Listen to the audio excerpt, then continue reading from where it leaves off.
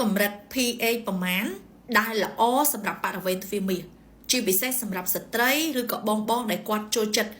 ប្រើសាប៊ូឬក៏ទឹកអនាម័យឬក៏ទឹករំអិលក្នុងការលាបក្នុងការលាងក្នុងការសម្អាតទៅលើបរិវេណទ្វារមាស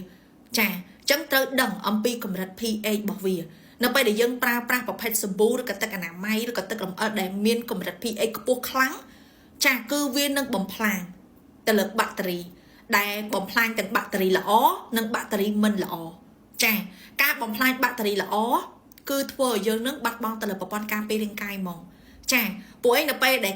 គាត់ពេលខ្លះគាត់មានបញ្ហានៃការបង្ករោគមានធ្លាក់សមានអីអញ្ចឹងគាត់ប្រើសាប៊ូដើម្បីលាងសម្អាតបំបត្តិទៅលើក្លិនបំបត្តិទៅលើបញ្ហាធ្លាក់សតែគាត់ប្រើអាកម្រិត pH ខ្ពស់ខ្លាំងពេក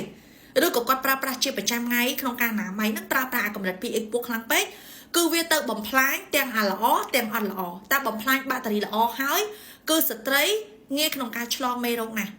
ចាងាយក្នុងការឆ្លងមេរោគមិនថាឆ្លងមេរោគតាមរយៈទឹករំអិលទឹកកាមឆ្លងមេរោគពីបន្ទប់ទឹកឬគ្រាន់តែយើងបែកញើសស្អុះស្អាតផ្អួបផ្អាប់អត់បានដូរខុសក្នុងហ្នឹងក៏យើងអាចមានការបង្ករោគដែរដោយសារតែបរិវេណទ្វាររបស់យើងបាត់បង់ទៅលើបាក់តេរីល្អអញ្ចឹងបាក់តេរីល្អវាមានតួនាទីក្នុងការប្រឆាំងក្នុងការកម្ចាត់ពពួកមេរោគមិនល្អឲ្យមានការបង្ករោគចឹងស្ត្រីភេទច្រើនគាត់ងាយឆ្លងងាយកើតដោយសារតែគាត់បាត់បង់បាក់តេរីល្អហ្នឹងអញ្ចឹងសួរថាហេតុអីមិនគាត់បាត់បង់បាក់តេរីល្អគឺដោយសារតែគាត់នឹងប្រើចា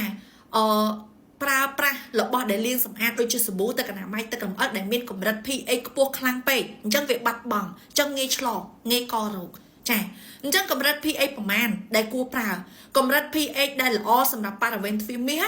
គឺចន្លោះពី 3.5 ទៅ 5ចាចន្លោះហ្នឹងត្រឹម 4 បានចាត្រឹម 4 គឺល្អបំផុតហើយត្រឹម 3.5 គឺល្អគឺចន្លោះហ្នឹងតែម្ដងតែបើសិនជាយើងប្រើអ្នកខ្លះ7អ្នកខ្លះ8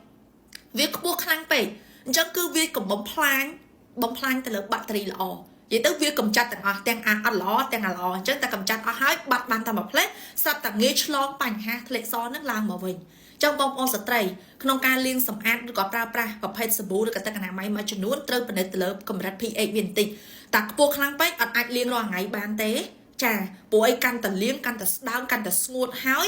គឺកាន់តែធ្វើឲ្យយើងនឹងងាយឆ្លងមេរោគចឹងពិនិត្យមើលបន្តិចណាពួកអីប្រភេទសាប៊ូខ្លះទឹករំអិលខ្លះសាប៊ូខ្លះអត់អាចប្រើញឹកញាប់បានទេ